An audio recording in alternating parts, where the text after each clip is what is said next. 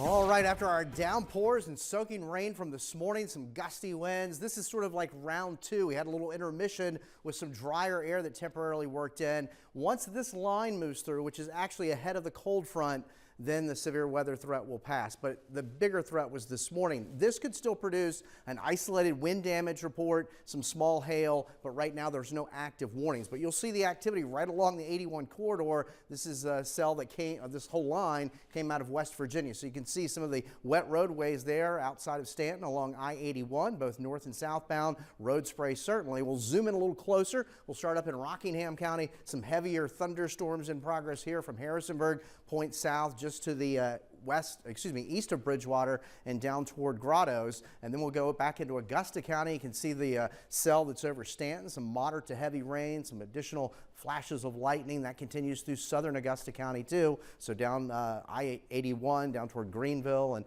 out toward Wilda, and that's headed toward the Stewart Straft area. So over the next 2 hours, this line has to come through, should weaken a little bit as it moves east of the mountains. Of course, this morning we dealt with a soaking rainfall, many of us picking up half an inch to over an inch of rainfall. Most of the severe weather reports were across south central Virginia. There was an active tornado warning earlier north of Richmond and of course into the Hampton Roads area as well. We had a non-thunderstorm wind gust this morning around 10:30 at Wintergreen of 61 miles an hour. The winds will be with us here tonight. They're going to shift more to the west as this cold front comes through. So gust easily over 25, 30 miles an hour. Temperatures right now in the upper 50s to around 60. Of course, it was another mild day. So here's the line that we're currently watching along the 81 corridor now. Over the next 2 hours, that'll continue to progress across central Virginia and then kind of fizzle out. So after that, we're done with any severe threat. And of course, overnight, we're still going to have clouds for a while. Temperatures by morning, mid-30s to around 40. Again, breezy conditions. As you look at your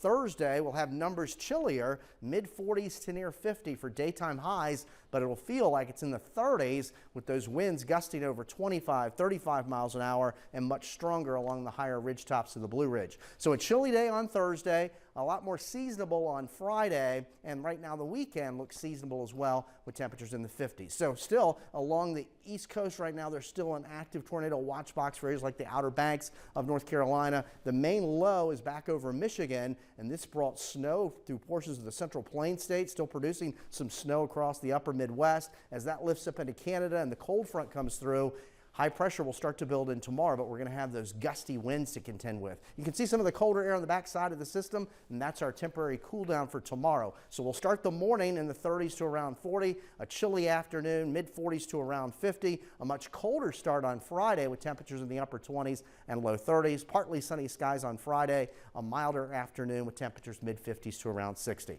So for the next couple of hours, watch that line of showers and storms coming through, 35 to around 40, much improved conditions, but breezy here for your Thursday. Then temperatures seasonable here this weekend as we spring ahead 1 hour. And look at those numbers next week. We're going to jump into the 70s. So that'll be our warmest stretch yet.